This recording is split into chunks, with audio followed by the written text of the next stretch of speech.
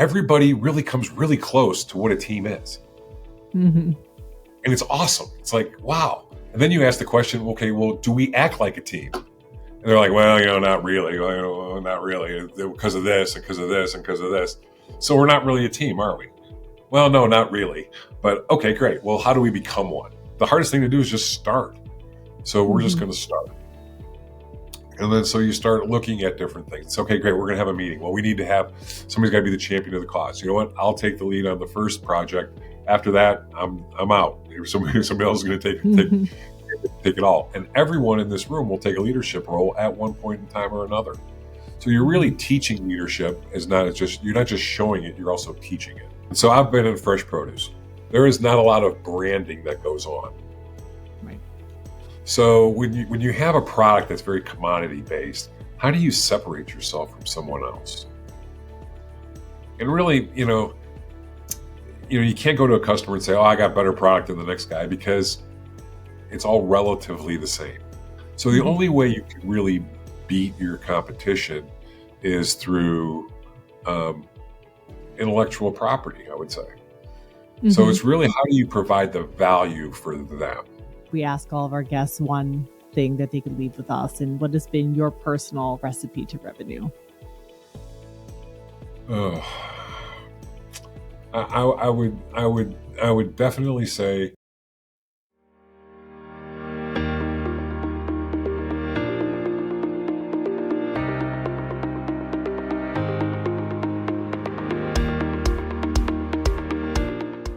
Hello, welcome back to Recipe to Revenue. I'm Leah Messina, your host from Sinuate Media. I am here today with Don Klusendorf. He is a partner at D&W Marketing, and I'm excited to have Don here today with me to talk about all of his experience in the food and beverage industry.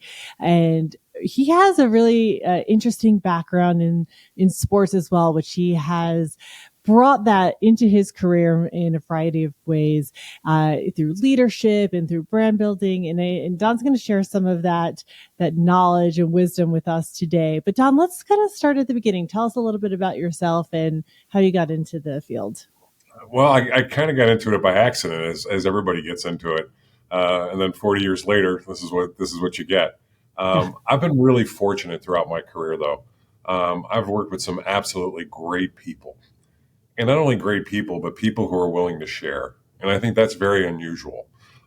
So I've had a tremendous amount of mentors, and I've really tried to not just stay in one industry. I've really kind of sprinkled it across different industries. So I've gotten a different flavor for how different people do things.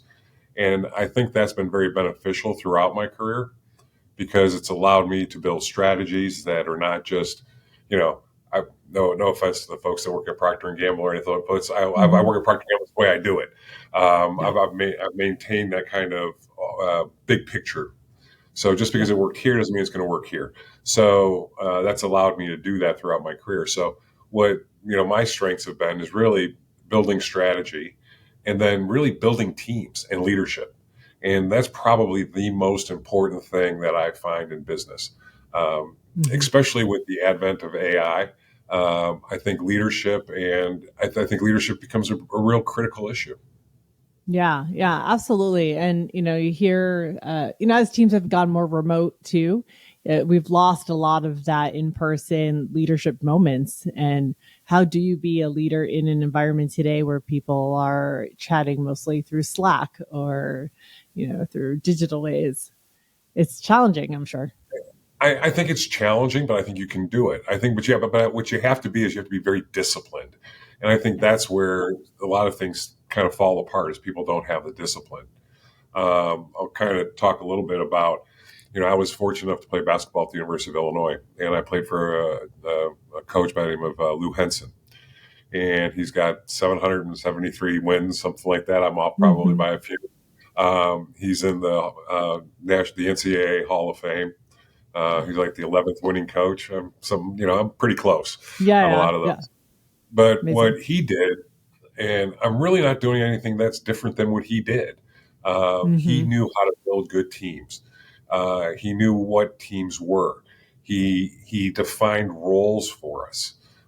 Not always what we wanted to hear. I'm going to say, Uh-huh. Because everybody has an ego, and it's not always what you wanted to hear, but it's almost what you needed to hear. And once you figured out that he was treating you with respect, he wasn't doing it to be harmful. Mm-hmm. That's when it became very impactful. Yeah. So I've kind of really, as I've started through if I started out in my career, it was like, okay, so how are you going to build? Oh, here's a team. Like, well, how are you going to build a team? Well, well, this is the only way I know how to build teams, so I'm going to start working this way. And that's really Mm-hmm. kind of how I've started out in my career. Yeah. So when Um, you went from basketball to your first job, as you're entering the career force, and you have some team members, what were some of the lessons that you immediately started to think of from your basketball experience? that I didn't know anything. So I immediately started figuring. I figured out pretty early that I didn't know what I was doing. Mm-hmm. I got promoted way over my head. Be perfectly honest with that. Yeah. And so I just started talking to people friends that I knew, friends from when you're around basketball, we won a few Big Ten championships, and so we had a lot of people around us. So I started reaching out to those folks. And I'm like, Mm-hmm. okay, I'm dealing with this. I don't know what I'm doing. Can we meet for a cup of coffee, a glass of wine, whatever? Yeah. And I had a lot of folks that gave me really good direction on how to approach things. Yeah. Network is important. Very much so. It'll always be a relationship business. I mean, business is Yeah. relationships, and it's not Mm-hmm. just my buddy, let's go have a beer. It's not a relationship. A relationship is mutually beneficial, and you have to provide value. Yeah. So one of the things that I learned really quick is that you have to be a very active listener. And I think Mm-hmm. that's one of the skills that has really kind of deteriorated over time, especially now with, the advent of, offsite meetings and Zoom calls, and it's harder to see Mm-hmm. people's expressions. I've purposefully made myself more animated, tried to make myself more animated because you don't see it, if you're Yeah. not doing where Right. you might see it in person. I think it's harder to pick up on nonverbal cues as well. But there's a lot of things you can pick up on, and I think that's important. So when you're looking at leadership uh, and team building, it's you have to define what it is, Mm-hmm. you know. And I always say things that um, I I don't like the word change because everybody uses the word change. Oh, you got to change, you got to change, you got to Mm-hmm. shift, you got to do that, and it just scares people. It scares Yeah. me, People tend not to like change. Yeah. Yes. right? So when you look at it and you say, okay, well, we're going to evolve, it's like, hey, can we evolve that? And people are like, oh, Mm. I'm evolving. Of course I'm evolving. People want to evolve, but they don't Yeah. want to change, you know, and then people will tell me, oh, it's just semantics. Yeah, but it makes a difference, Mm-hmm. right? So, it does make a difference. Yeah. And Words do so matter. It sets a tone. it really does. And so in order to create good teams, um, I've got a few expressions I use, but one of them is you manage things, you lead people, and it's been around for a little bit, but Mm-hmm. you really do. When you're working in a team and you're going to be like, well, this is your project, you're responsible for it. It's like, no, this is just a thing. Let's put this thing out here. You're the gatekeeper. You're the champion of the cause. You're going to keep us on track, keep us going. But you know, this is a thing that we have to solve together. And when you Mm-hmm. view it that way, it's much easier to get things done. People will be much more apt to tell you really what they're thinking. Right. And that's really what you're going for.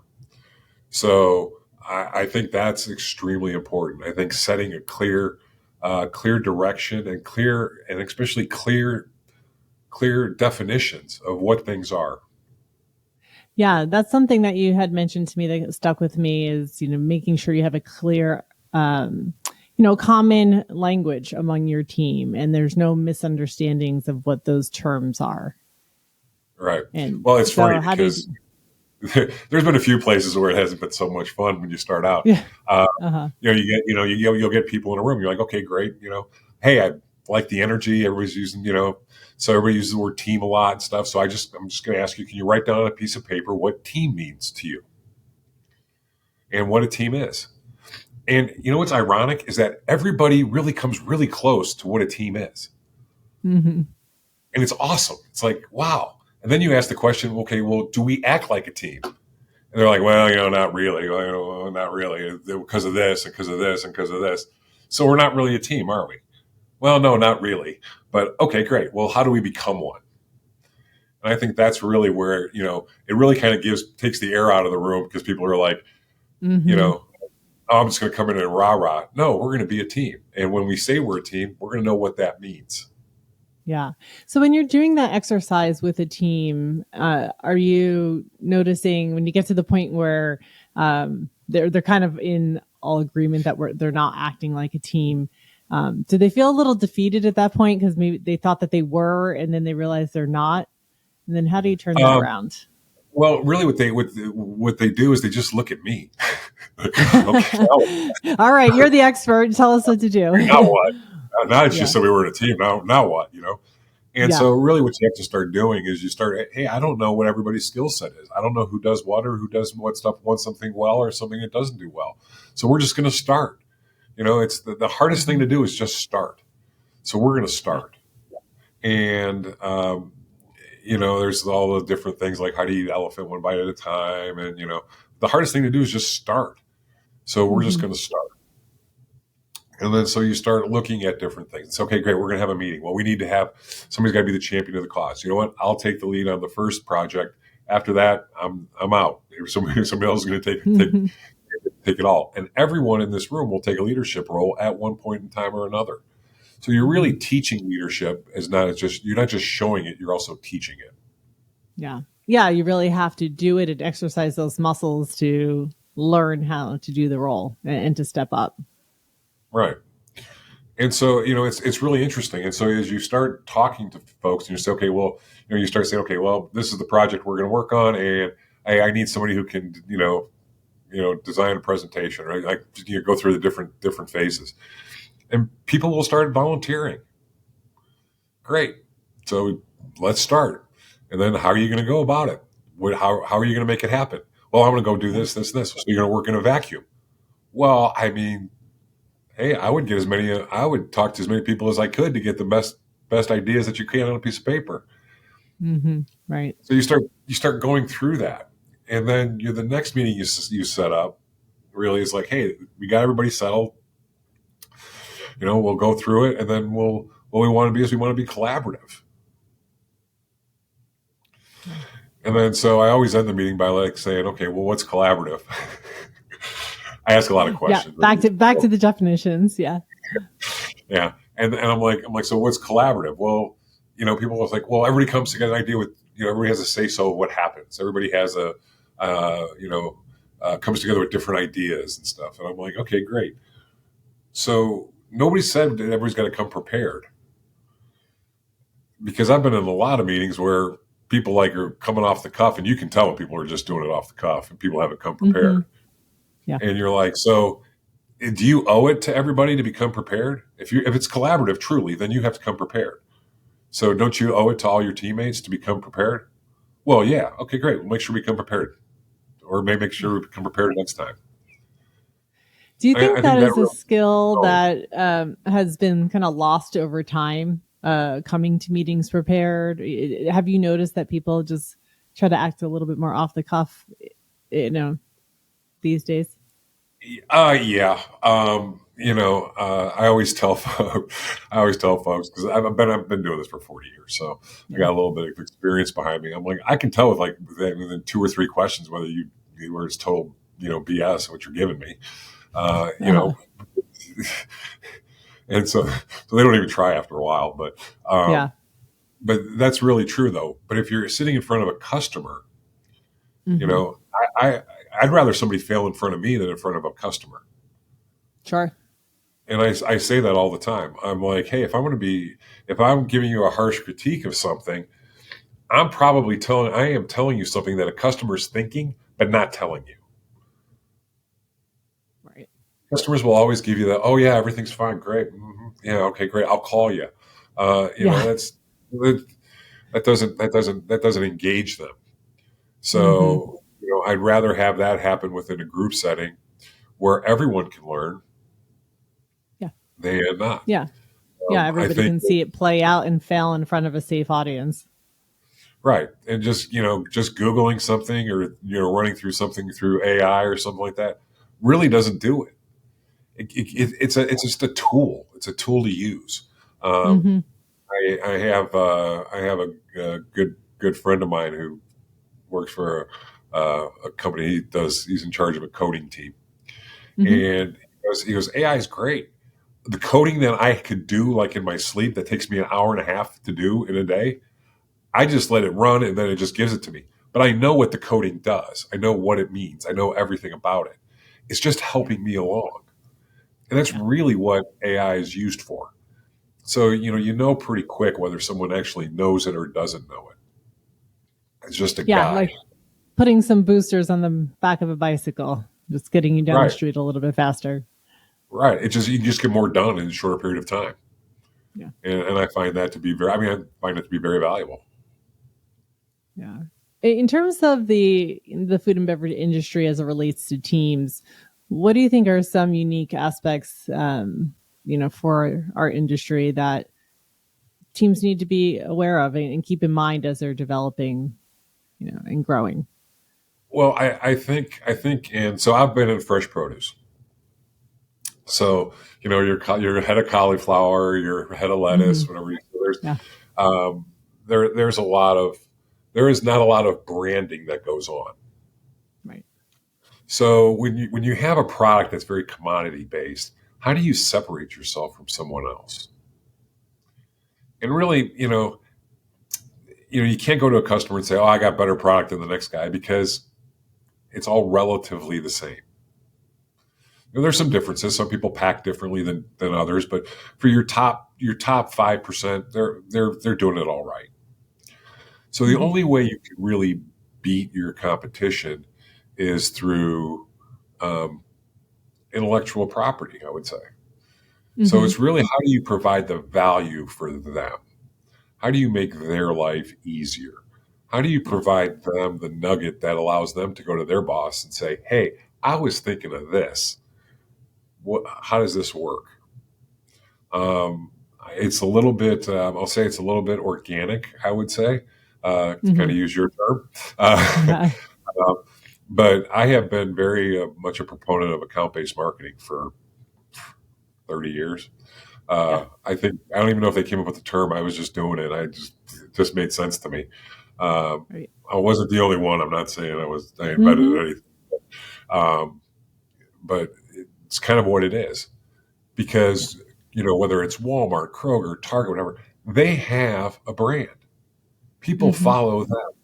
When people walk into the produce department, they walk in and they pick up a head of lettuce. They don't pick up and they look at it and it looks good and they keep it, or it looks bad and they put it back down. It's very simple. That's it. Yeah. Right. So then now you have to look at how do we help promote it. So now you're going to have to. I always said it's for the fresh produce business. It's really a B2B with an eye on C. So you have to understand the consumer. So a lot of times people are like, "Oh, it's just price. It's just price." No, it's not just price. It's really what value can you bring. And when you start Hmm. looking at it, you really start breaking it down. There's a lot of things that we can do to help build that. Hmm. One of sorry, I'm talking about my soapbox, but one of the things that I thought was really interesting, and I waited a long time. My kids tell me I'm a boomer. I'm 63, so I guess I'm kind of on the cusp. Uh, but I went through all my career where people just did the same stuff. Oh, broccoli, cauliflower. I do it this Hmm. way. I do it that way. And now you're into the Gen Zs and the millennials, and they are much more adventurous eaters. They will try different things. They will try the unusual thing. So you can get a new product in there. They just don't know necessarily what to do with it. So how do you drive Right. revenue, right? So, recipes. Yeah. Exactly. Hey, shameless plug, but that's okay. But, Much appreciated.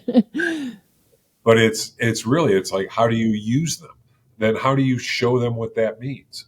Hmm. Um, we, about, I'm going to quote some stats here, but roughly Hmm. 11% of the restaurants in the U.S. are Mexican restaurants, and so we take that over to the grocery side. And we're like, okay, great. Let's look at your demographics. Okay, great. Why aren't you Mm-hmm. selling more peppers? Well, people don't really know what they are. Well, okay, great. So why don't we put a pepper display together? Why don't we put a heat chart on there? And then why don't we specify what each one actually is Yeah. and some of the things. And so that helps drive sales because the consumer is now looking for it. Mm-hmm. Yeah, And so, you have to give them a little bit of, push in the right direction, a little bit of information, spark a little creativity of how it could be used, and then, you're headed in the right direction. right. And unfortunately, in our business, people don't just buy from one vendor. They'll buy from different vendors. So, I do this, and we're very aggressive with it, but we're never going to get all the business. And then Mm-hmm, the sure. customer always says, "Well, I can't give you all my business. It wouldn't be very good." And I'm like, "I agree with you. I wouldn't give me all of your business either. I just wouldn't do it." It's about risk management, really. And so I understand that, but I'm giving you the ideas, so let's keep going. Well, that's going to help other people. Yeah. Well, what's my choice? Do nothing? Yeah, no, that's an interesting point. Is you're trying to rise the tide for all boats there, but if a certain kind of pepper it then becomes more popular, at the end, demand will help increase your business. Is the Of thinking? course.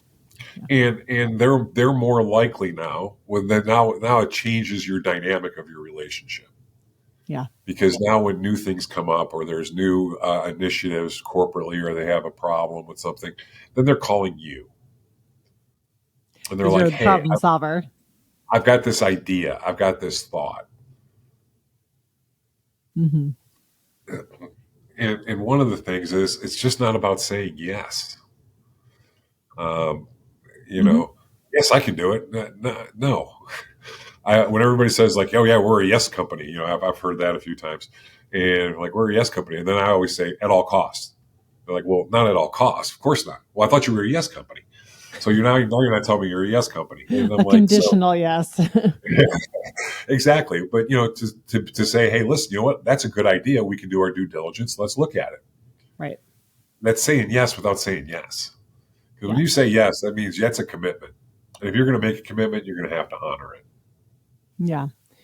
Yeah, which goes back to the point of, when you're training your teams and teaching leadership of, how to handle those circumstances. Is it an important part of building a team? To Oh yeah. how to say the right thing at the right time. Well, that's where role playing becomes very, very important. And I think role Mm-hmm. playing becomes harder being online, Yeah. most definitely. Mm-hmm. But I think you can still do it. You're going to have you have to have a few strong people because you're going to have Mm-hmm. different people, in your groups and your teams. Uh, but they're going to learn through it, and then they start learning of how do you answer the bad questions, how do you answer the tough questions, and that's where you get into teams where roles are really important. Um, Mm-hmm. I had a gentleman who. Uh, he was part of one of our teams, and he was always the naysayer. Okay, he came up Mm-hmm. with every possible bad thing that somebody would ask, whatever. There's Um, always one in the group. right. So it's funny. So I had to talk to him. I was like, okay, so I go, Len, I appreciate what you're doing, but you know what? Just be respectful. Number one. So we'll answer any question you have. You will be heard, but we'll answer your question because your question somebody may ask us. Mm-hmm. But please be respectful. And then he's like, all right, I'm sorry. And then he's more respectful. That's better. So that kind of sets the tone, though, for the meeting for, Mm-hmm. for the team, that the team's like, it's okay to disagree. Just be respectful to each other. Sure. Because, and then because some people, kind of snap back and would say, well, yeah, but you're always that way. And I'm like, wait, time out. We need him. We need him because he's going to ask that question.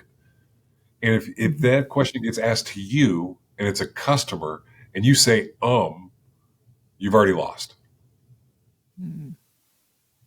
If you say, you know what, hey, that's a great, I hear you. we thought of that, and this is what we decided. What do you think? Now you're engaging. You're not just, yes, no, whatever. And so that's where I think the really the shift is coming in the business and actually just in general. I think there's not going to be, and I had somebody very early in my career tell me this: you don't want to be a salesperson. You want to be a business person first. Mm-hmm. And I think that's becoming more and more so today than ever. So it's really, how do you train your people to be strong business people? Yeah, no, that's an important part, I think, especially as businesses are thinking about growing and growing their teams. How are you taking a consultative approach to your sales? So you're not just there for your own, benefit, but you're helping. What you're saying is you're helping your business, but also helping your category. Well, yeah, that, and then you're also expanding yourself, right? And so you're Yeah. growing because you're bringing it back to a team, right? So Yeah. it goes through all businesses, right? So Mm-hmm. I've got a cardiologist who belongs to a group, and Mm-hmm. when I first went and saw him, I was like, "You belong to a group?" He goes, "Yeah, well, you may see each of us at different times," and I'm like, "Okay," and I was a little nervous about it, to be honest with you. But then when Sure. he's like, "Hey, listen, you know what? We're going to do this procedure, but I'm going to have Dr. Kardaki do it because he knows what he's done a zillion of these." And I'm like, "Excellent, I'll take him." Yeah. Yes. So your team is doing the same thing. It's like, hey, if you want to do something, hey, let me get my transportation team. Let me get my logistics team together. I've seen some different things that different customers have used. Let's see what we can Yeah. put together for you. And so that's really the big thing. The big thing is seeing that problem before the customer does. Sure. And I think that's, everybody says we want to share our successes. I think we want to share our successes and our failures. You want to share everything. This is what's worked. This didn't work. And it's not personal. It's not against anybody. Everybody puts their best foot forward. But sometimes ideas just didn't work at that time. Sometimes you're ahead of your time. Sometimes you come back 3 years later, do the same thing, and it works. Who knew? Uh, QR codes. Oh gosh, QR codes 10 years ago. I mean, you could do a QR code 10 years ago, right? 10 Yeah, plus. the rise and fall of QR codes. It's been quite a journey. Right. So you look at that. So those things always happen. But I think it's really important Yeah. to share. So when you mentioned though, like knowing the problem before the customer, that's something I think a lot about, over the years, of my business and, with our team. And, I think there are people that have that level of like sensitivity to other people. They can read cues a little bit better, or just, over time you have more experience, so you know what words to listen for. So for people that are perhaps either earlier in their career or not as naturally in tune with paying attention to those clues, how do you help train them to be more observant of that? Well, I will say a few things, right? So number one, mentors just don't show up. Anybody who's worth, I mean, I'm just going to give you my 2 cents, right? But Mm-hmm. anybody who's worth being a good mentor probably is not going to come searching for people. Yeah. Oh, let me be your mentor. Let me be your mentor. People are like, Sure. you're going to be a mentor. Oh, all right. I'm looking for the guys that you know, how do I get to this person? Because this person's really smart. Early in my career, there was a lady. She was a VP for Hallmark. Her name was Victoria Mansour, and she was sharp. And Mm-hmm. I reached out to her several times, and she just ignored me. Finally, she broke down and had coffee with me, and then She's like, all right, enough. What do you want? we became good friends. But she was a tremendous mentor, and so I think the first thing is looking for good mentors. Uh, the second thing I would say is that you have to keep working toward it. So I will, I'll go on a call with somebody, and we'll go through and we'll go on through the call and we'll take notes and stuff, and we'll end up and we'll leave, and so we get done with the meeting, and I'm like, oh, let's go have a cup of coffee and let's talk about it, and we'll Mm-hmm. compare our notes. And so I bring out our notes, and I have 2 pages of notes, and they have a half a page. Yeah. And I'm like, okay, great. And they're like, well, how did you get all that stuff? And I'm like, and then you start going through it because they don't, you know what you know, especially, I mean, I'm the same way. Mm-hmm. You know what you know. And so all of a sudden you're like, oh, wow. So when they said this has to happen. Yes. Okay. So now they start understanding it. They start connecting dots. And when you can start connecting the dots, I think that's what's really beneficial for people. Um, you can get it. There's a lot of great programs that are out there. I think you can never, I think you constantly are learning. Um, Mm-hmm. there is some executive leadership classes that are out there that are fantastic. I've been fortunate to be one at the Haas School of Business at Cal Berkeley, and one of the classes I thought was one of my favorites. And, Mm-hmm. and I'm not. I don't mean this to be woohoo. Look what I did, but Yeah.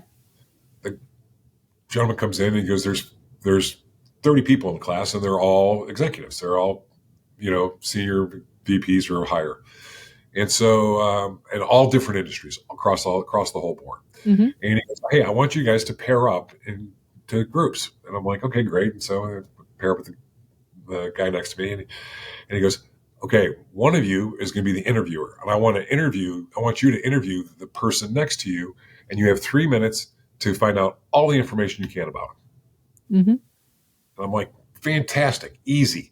So I start in and I'm like asking him questions um, and he's an engineer, so he's very very structured, Yeah. and he's talking about his kids and what he likes to do, and I'm like, so what do you really love to do? And he goes, actually, I really like playing guitar. And I'm like, really? Why do you like playing guitar? And he goes, well, because it's just not about the notes on the page. And I'm like, yeah, no, I get that, because we start talking for a little bit about that, Mm-hmm. and so then when it's over, the professor says, okay, now you're going to have to talk about this guy, and you get to tell us what about him, but you have 5 minutes to do it. Ah. Talk about Right. old, Now, and so yeah, you fortunately, have to fill in. Yeah. So yeah. So what happens? I had been doing that naturally for a while. But it's funny because I was talking about him and I said, one of the things I think he's very successful at his business is because it's not just an engineering firm. It's really a solution based firm. And he goes, wait, I never told you that. He's like looking at me like, I never really told you that. I'm like, because one of the greatest things about him is that, he really he's very engineer oriented. I'm not saying he's not, but he's got a really creative side to him. And so that's something that I think is and that's very unique, and is what's made him very successful. Because you can always read music on a page, but if you can interpret music on a page, that makes you invaluable. And I think that's what really helps with him with his Yeah. business. And so, he's like, "That was great. Can I use that?" I'm like, Yeah. Exactly. Yeah. He's "Yeah, like, it's just can you say that again? Let me record it. I'm going to use no, but that that's piece just on him." LinkedIn. And actually, Yeah. that's what he was doing. That's how he was running his business. Yeah. He just never knew how to articulate it that way. Right. Yeah. That's such an interesting point, though. Like, being able to kind of, people are very inclined to kind of share like the bare bones about themselves, and then the person interpreting it really filling in the story, but also like now you became such a great salesperson for him, way beyond you know his own ability to. I became an advocate, right? I mean, Yeah. really, that's what you Mm-hmm. are. Um, I think, as everything we've talked about today, I think it really comes down to uh, one of the biggest things is that it's relationship based business. It's people and Yeah. people.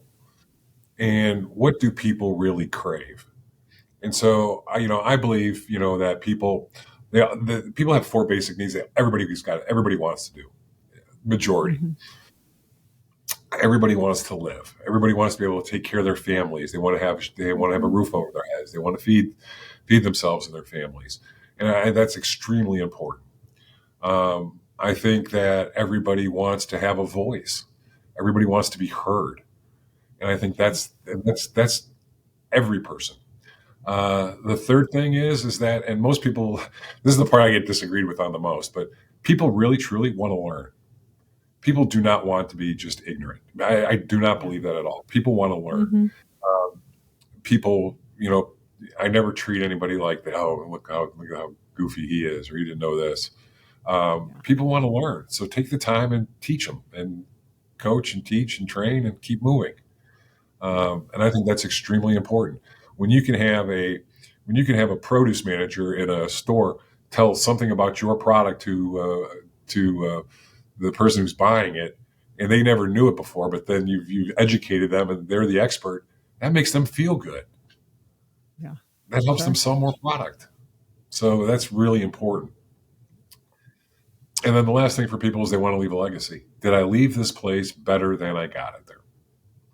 And so those are really the four things that I keep in mind all the time as I am talking with people, interacting, knowing that that's what's really important. Yeah. No, those are four great things for everybody to keep in mind. And I absolutely agree with always be learning. I know instead of always be selling, I feel always be learning, because if you continue to expand your knowledge, your awareness, your exposure, that's just going to come back to you tenfold in terms of your own creativity and in the solutions that you could help bring to other people, because you've seen how, like you said earlier, for different industries, that the same thing can apply. Like with your career, bringing your expertise from different industries, I think is so valuable as well, because you saw how something worked in one place, and if you never leave your industry, then you only know that one way to do it. I work with a lot of people that just kind of come from the Coca-Cola world, and they have the Coca-Cola way, and it's then you have like an emerging brand who is on a completely different time frame of how they operate and make decisions and work, and the two are very different methods. So there's a lot of value in that. Right, and I think that's one of the things. Like when I'm interviewing people or I'm talking about people that you want to join your organization, I always tell folks it might not be the most popular thing to say. It's like, I wish you would stay and work your whole career here. I'm not, that would be great. It's just probably not going to happen. No. Let's say you're going to win the lottery and you want to move to Florida, whatever, or move to Texas or move to North Dakota. I don't, that's going to happen. But then you're going to have to go find a job. And what happens if there's no produce companies where you're at? Now you're going to have to find something else. And then what my goal is to help them get transferable skills, and for them to help build their transferable skills so they can do not just that, they can do a lot of different things. Yeah. I've had a lot of stuff that started off with us and been in 3 or 4 years. Now they're in tech. And they're like, oh yeah, I learned some of the stuff I learned. I still use in tech. It's like, great. The basic skills are the same. Right. It's how you it's how you apply them. Mm-hmm. Yeah. So you started your consulting firm to work with folks and bring all of your experience to them. Tell us a little bit more about what you do. So I really work with higher level CEOs, senior management, and it's really about do people want to go down this path? Everybody says they want to go down this path, right? But then do they really want to? Because you have to, not only do you have to say it, you have to do it. Then you have to be disciplined to do it. And then you have to execute it. And realistically, if you're not all in, it doesn't work. I'm fortunate at the point in my career and life that I understand that. I'm not interested in taking somebody's money. It's not important to me at this point in time. It's like, will it work? And it only works if you believe in it. And I've been fortunate enough to be in positions where I kind of guided that path. So I really look for companies that are you in, or are you just looking for a quick fix? I am not a quick fix. I can be, but I don't want to be. I think we start building for the future. I had kind of a random thought, but I had a girl who I was working with, and she was in a department, and she came up to me. She goes, "Hey, I'm really nervous." I'm like, "Why are you nervous?"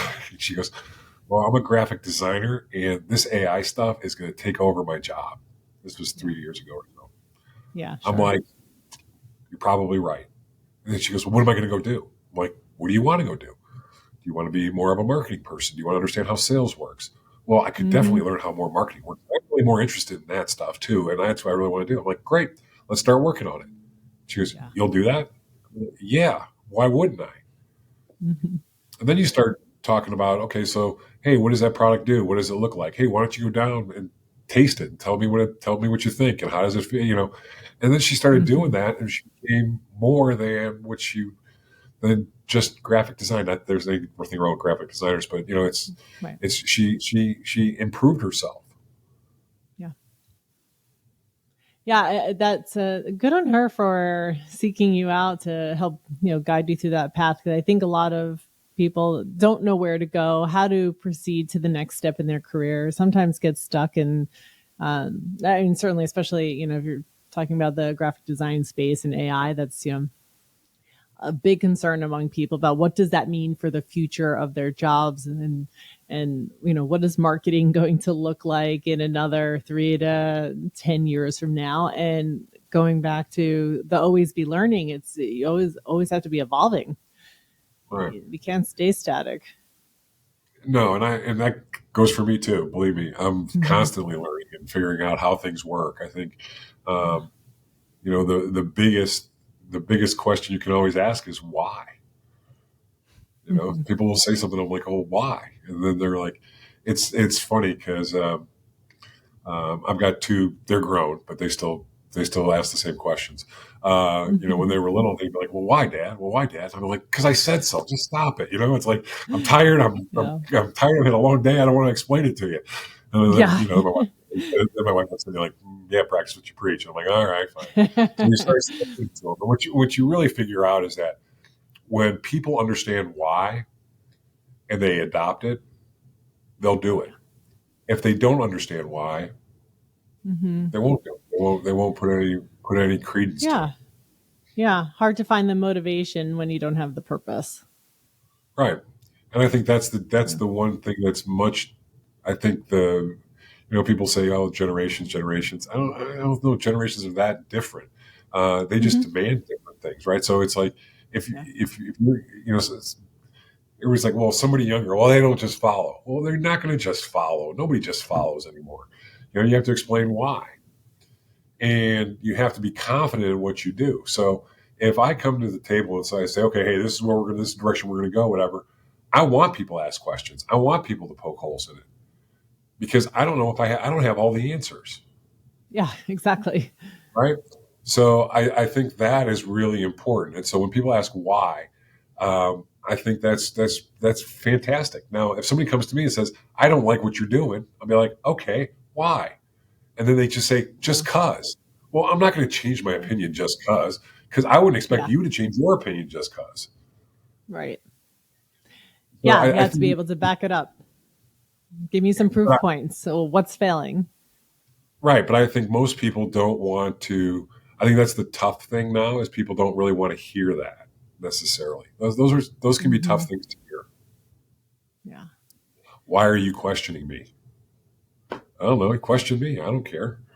But Yeah. you We're only going to get better if we do. right, and that requires doing the homework. And once again, that kind of Yeah. goes back to our thing of being prepared. Yeah. And so when Right. people become prepared, it all comes cyclical. It all kind of comes together. Yeah. No, that's an excellent way to bring it back to the beginning of being prepared. And I was speaking with my 14-year-old recently about the elections that were upcoming, and kept telling him, like, you have to have the data, you have to have the proof points. You can't just pick an opinion and go full force into that without understanding the situation, and go do your research.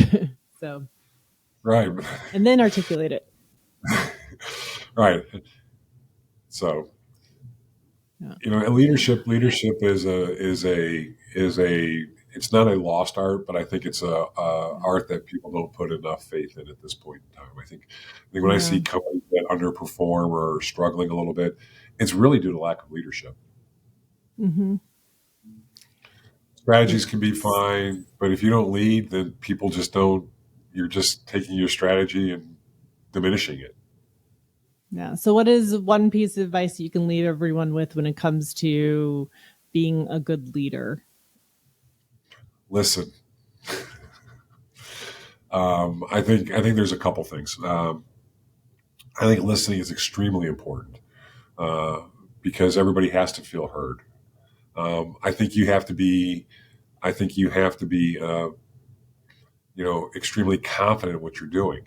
And when I say confidence, I don't mean fake confidence because people told me I'm good, so I must be good. It's the confidence Mm-hmm. of doing the work. When you do the work and you put the work in, and you know it, you're pretty confident where you're at.